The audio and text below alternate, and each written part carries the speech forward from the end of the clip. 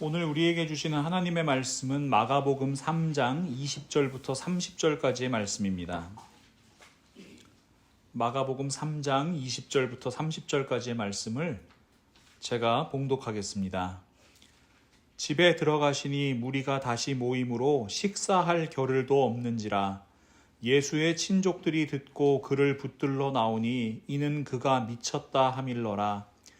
예루살렘에서 내려온 서기관들은 그가 바알세불이 집혔다 하며 또 귀신의 왕을 힘입어 귀신을 쫓아낸다 하니 예수께서 그들을 불러다가 비유로 말씀하시되 사탄이 어찌 사탄을 쫓아낼 수 있느냐. 또 만일 나라가 스스로 분쟁하면 그 나라가 설 수 없고 만일 집이 스스로 분쟁하면 그 집이 설 수 없고 만일 사탄이 자기를 거슬러 일어나 분쟁하면 설 수 없고 망하느니라. 사람이 먼저 강한 자를 결박하지 않고는 그 강한 자의 집에 들어가 세간을 강탈하지 못하리니 결박한 후에야 그 집을 강탈하리라. 내가 진실로 너희에게 이르노니 사람의 모든 죄와 모든 모독하는 일은 사하심을 얻되 누구든지 성령을 모독하는 자는 영원히 사하심을 얻지 못하고 영원한 죄가 되느니라 하시니 이는 그들이 말하기를 더러운 귀신이 들렸다 함이러라. 아멘.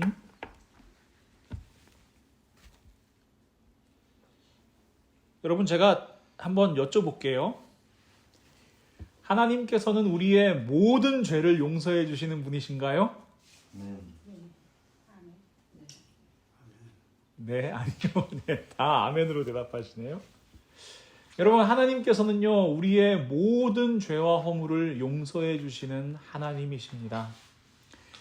미가 선지자는요, 이런 하나님의 사랑을 이렇게 선포합니다. 미가서 7장 18절과 19절 말씀을 제가 새번역 성경으로 읽어드립니다. 주님 같으신 하나님이 또 어디에 있겠습니까? 주님께서는 죄악을 사유하시며 살아남은 주님의 백성의 죄를 용서하십니다. 진노하시되 그 노여움을 언제까지 품고 계시지는 않고 기꺼이 한결같은 사랑을 베푸십니다.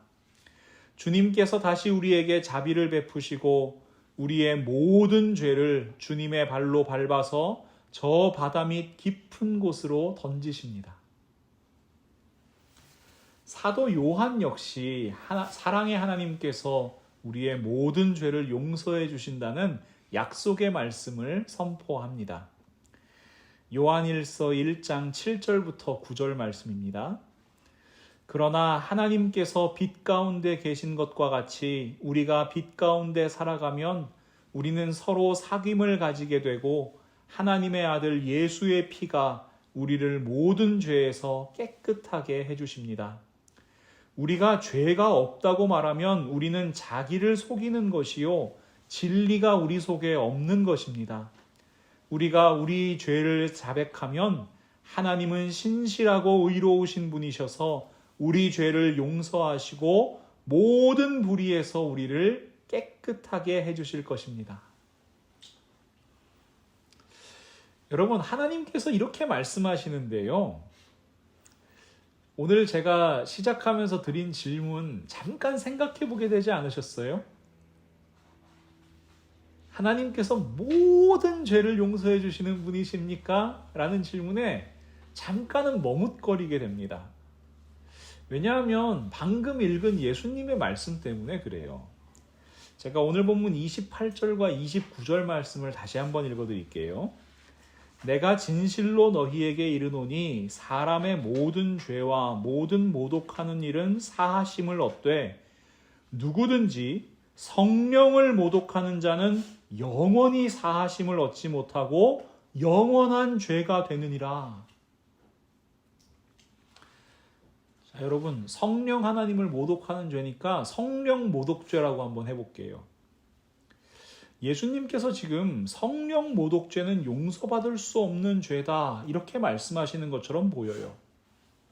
그만큼 무섭고 또 무거운 죄라는 이야기겠지요. 자, 용서받을 수 없는 죄 이렇게 생각하다 보니까요. 미국에서 실시하고 있는 가석방 없는 종신형이 떠오르더라고요. 보통 여러분 범죄를 저지른 사람을 종신형에 처한다고 해도요, 이 사람이 모범적으로 수감 생활을 하고 또 교화가 됐다 이렇게 판단이 되면은 가석방 심사를 해가지고 사회에서 살아갈 수 있도록 해줘요.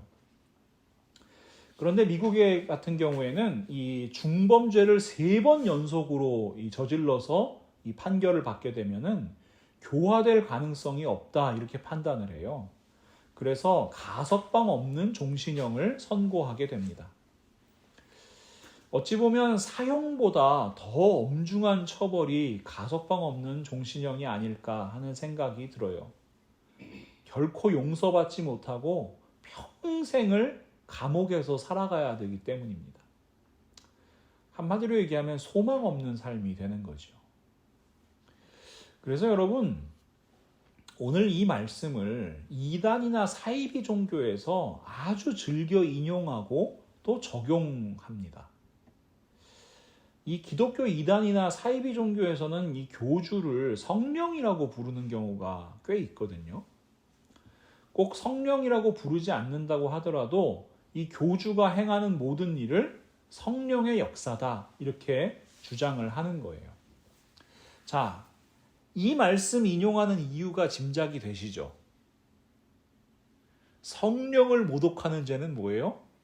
결코 용서받지 못하는 죄다. 그러니까 성령이신 교주님을 의심하는 죄, 비판하거나 비난하는 죄는 결코 용서받지 못하는 죄를 짓는 거다. 이런 논리를 내세워가지고요, 교주에 대해서 문제 제기를 한다든가, 교주를 비난한다든가 이런 거를 원천 봉쇄를 해버리는 겁니다. 가톨릭에서 주장하는 교황무오설 혹은 교황무류설이라는 것도 비슷한 맥락이에요. 이 교황무류설이라는 게 뭐냐면 교황이 전 기독교의 우두머리로서 신앙이나 이 도덕이나 말씀에 대해서 이 교황좌에 앉아서 장엄하게 이 결정을 내리면 그 결정은 성령 하나님의 특별한 은혜로 인치신 결정이라는 거예요. 그래서 교황이 내린 결정은 오류가 있을 수 없다. 이게 교황무류설입니다. 교황무오설이라고도 해요. 그러니까 교황이 결정한 거에 대해서 이견을 얘기하면 뭐가 되는 거예요? 단지 교황에 대해서 반대하는 게 아니라 성령에 대해서 반대하고 성령을 모독하는 죄다라고 보는 거예요. 그런데 말입니다. 정말 그렇습니까? 정말로 예수님께서 오늘 말씀을 통해서 사람의 모든 죄는 용서받을 수 있는데 성령을 모독하는 죄는 영원히 용서받지 못한다라고 말씀하시는 겁니까? 이 성령 모독죄의 위험을 경고하시기 위해서 오늘 말씀을 주신 걸까요? 우리가 성경을 읽으면서 가장 조심해야 되는 거 바로 특정 구절의 특정 표현을 가지고 전체를 판단하는 거예요. 하나님 말씀에 대한 오해가 생기는 게 대부분 이런 경우 때문입니다. 오늘 말씀도 마찬가지예요. 오늘 말씀을 읽으면서 28절, 29절 말씀만 놓고 생각하면 이런 오해에 빠져요. 하나님께서는 모든 죄를 용서하시는 줄 알았는데 아니네. 성령을 모독하는 죄는 용서받을 수 없는 죄네. 그러니까 성령을 모독하지 않도록 해야 되겠구나. 여러분, 제가 늘 말씀드리는 것처럼 성경은요, 66권의 책임과 동시에 한 권의 책입니다. 그래서 여러분, 나무도 보고요, 숲도 봐야 됩니다. 그런데 특정 구절, 특정 표현만 가지고 내가 하나님의 말씀을 안다, 하나님의 뜻을 안다 라고 생각하는 건요, 나무만 보는 것도 아니고 어떤 나무의 나뭇잎 하나 혹은 작은 가지 하나를 들고 내가 숲을 안다 라고 이야기하는 거랑 똑같은 거예요.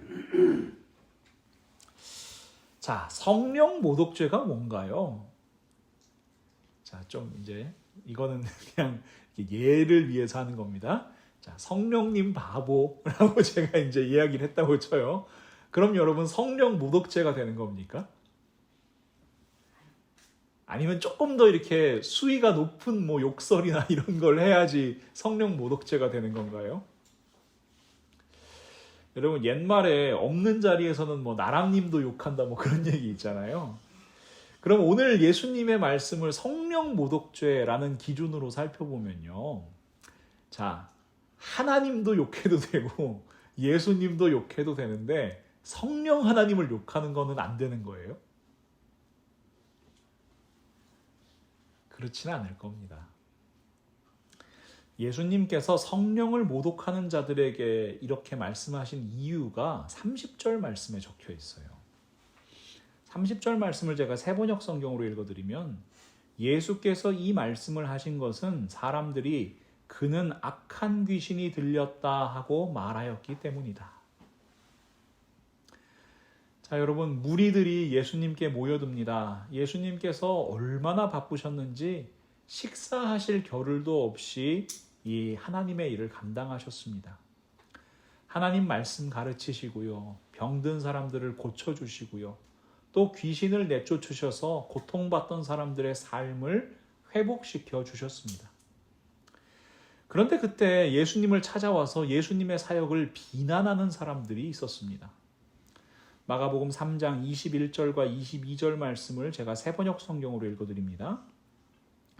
예수의 가족들이 예수가 미쳤다는 소문을 듣고서 그를 붙잡으러 나섰다. 예루살렘에서 내려온 율법학자들은 예수가 바알세불이 들렸다고 하고 또 그가 귀신의 두목의 힘을 빌어서 귀신을 쫓아낸다고도 하였다. 예수님의 가족들, 이 친족들이 와서 예수님의 사역을 방해하는 거예요. 예수님이 미쳤다 그러면서요.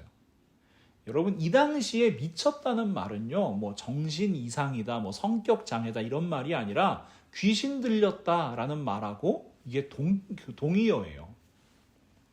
자, 예루살렘에서 율법학자들도 찾아왔어요. 그리고 예수님을 비난합니다. 예루살렘에서도 예수님 소문을 들은 거예요. 저 북쪽 변방 갈릴리라는 총구석에 어떤 선지자 같은 사람이 하나 나타났더래더라. 이 사람이 하나님 말씀도 가르치고 병자도 고치고 뭐 귀신도 내쫓는데 이 문제가 있다는 소문이 들린 거예요. 뭐예요? 예수님께서 신성모독적인 발언을 서슴지 않는 거예요. 죄를 사하는 권세가 있다고 이야기하시는 거예요.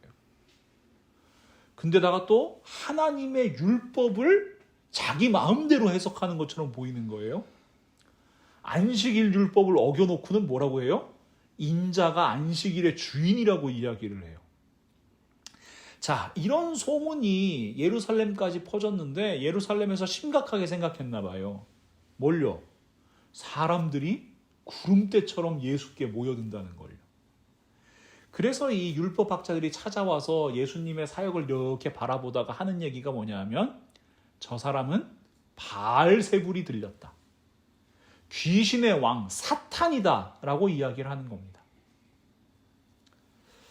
자, 예수님께서 자기를 비난하는 사람들에게 이렇게 말씀하십니다. 23절 말씀 보시면 예수께서 그들을 불러다가 비유로 말씀하시되 사탄이 어찌 사탄을 쫓아낼 수 있느냐.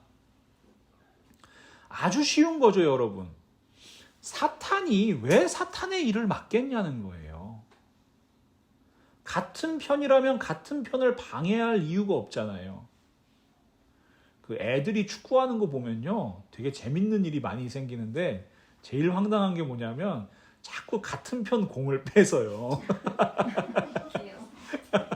이게 막 정신이 없으니까 같은 편이 이렇게 공격해야 되는데 앞에서 막 가로막아가지고 같은 편 공을 뺏기도 하고 그래요. 그래서 부모들이 제일 이제 지금 나이 정도 되면 그런데 이제 한 1, 2년 전만 해도 부모들이 제일 많이 소리 지르는 게 뭐냐면 same team 그거예요.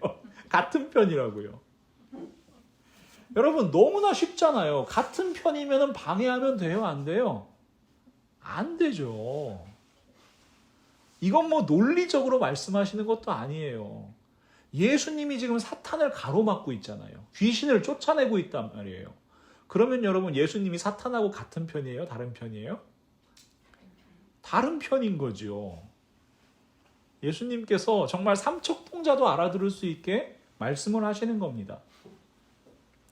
그런데 문제는요, 같은 사건을 기록한 마태복음 12장에서 예수님께서 지금 귀신을 쫓아내시는 일이 어떤 의미인지 분명하게 말씀해 주신다는 거예요.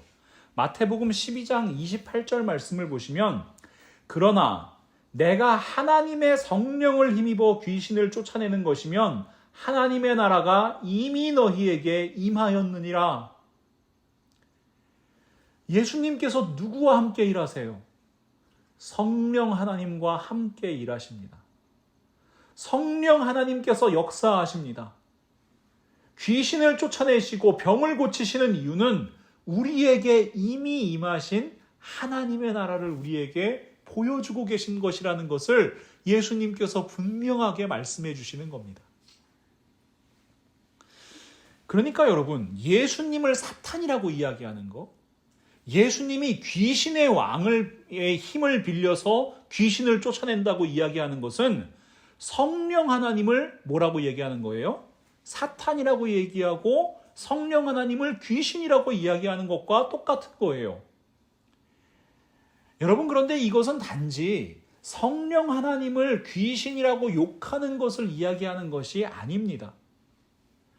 성령 하나님을 모독한다는 것은 영적인 일을 분별하지 못한다는 이야기입니다. 성령 하나님의 역사를 바라보면서도 그것을 성령께서 하시는 일로 바라보지 못하는 것을 말합니다.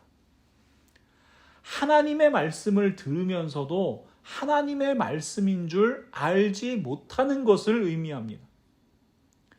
하나님께서 일하시고 하나님께서 살아계신 것을 눈으로 보고 귀로 듣고 우리의 모든 삶으로 경험하고 있음에도 불구하고 그것을 깨닫지 못하는 것을 의미합니다. 참으로 안타까운 겁니다.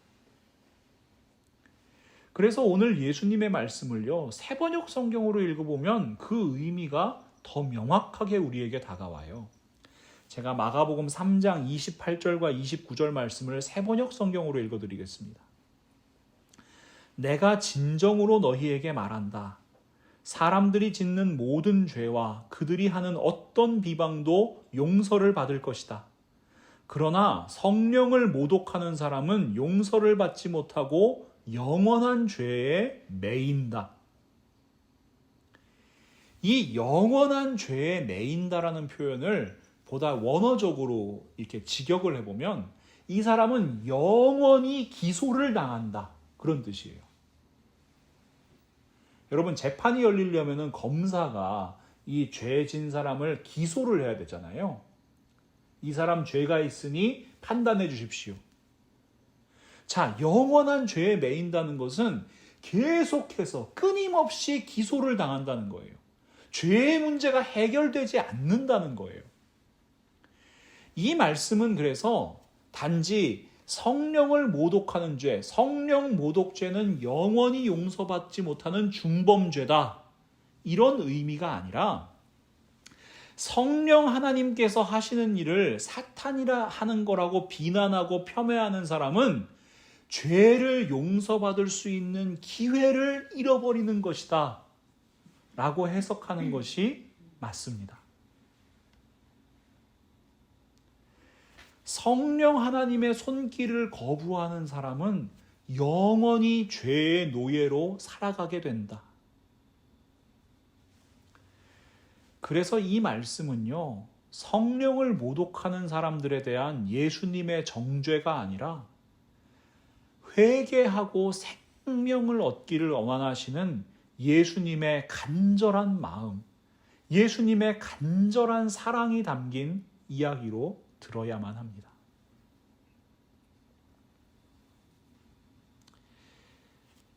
사랑하는 성도 여러분, 우리는 하나님의 손길을 거부해서 용서받을 기회를 잃어버린 사람들, 이 똑같은 사건을 너무나 잘 알고 있습니다.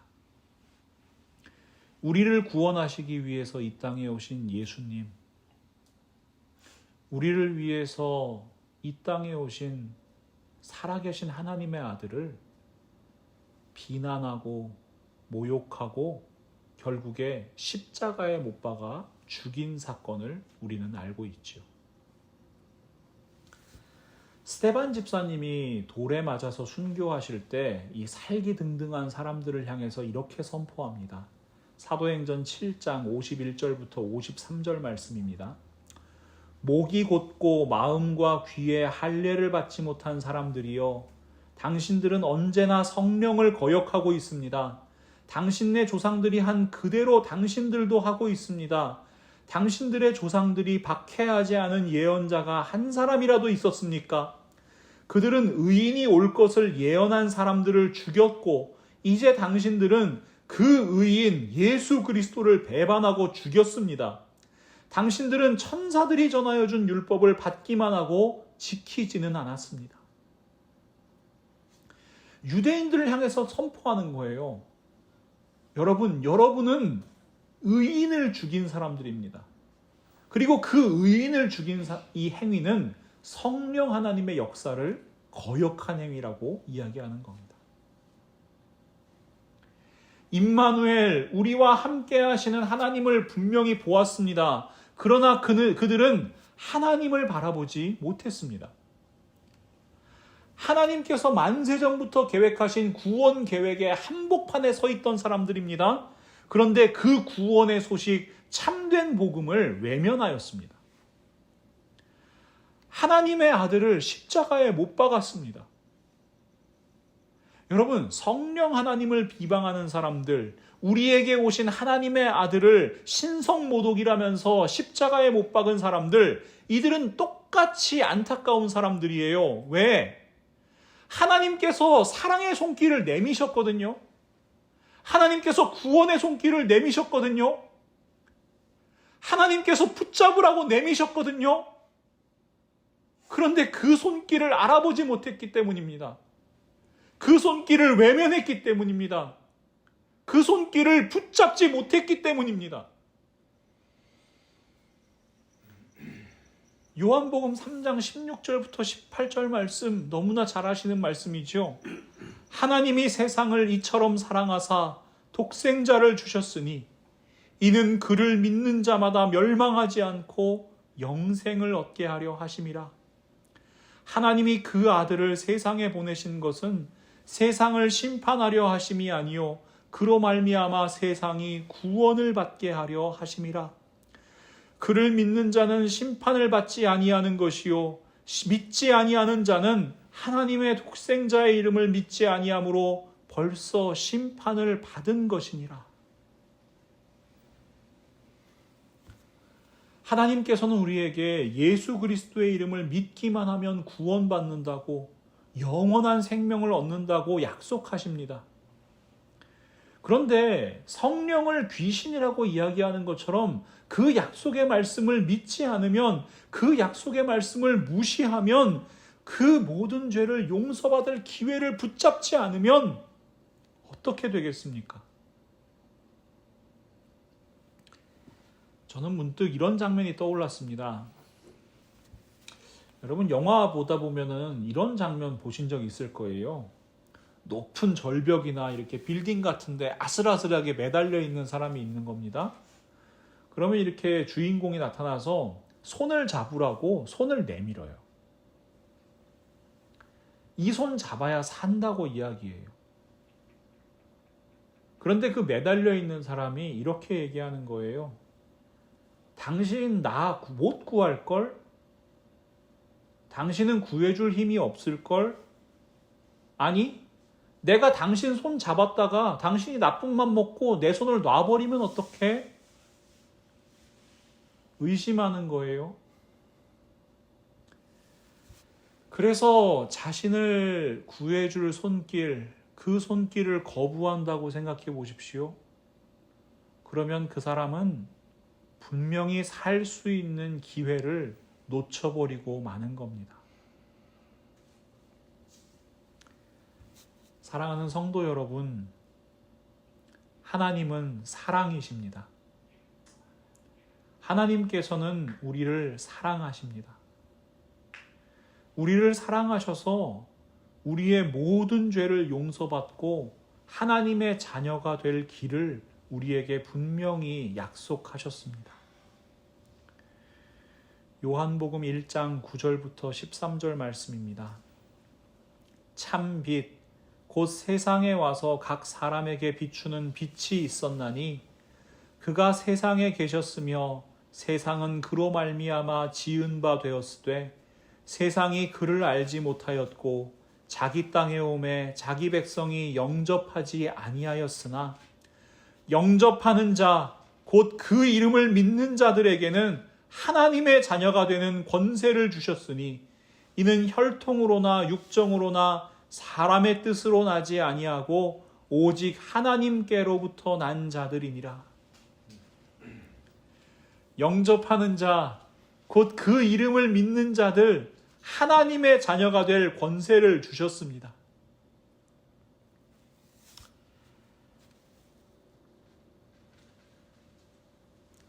이 시간 저는 간절히 소망합니다.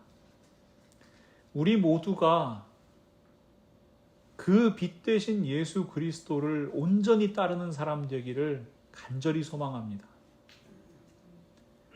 예수 그리스도는 우리에게 구원의 길을 밝히 비춰주시는 등대입니다.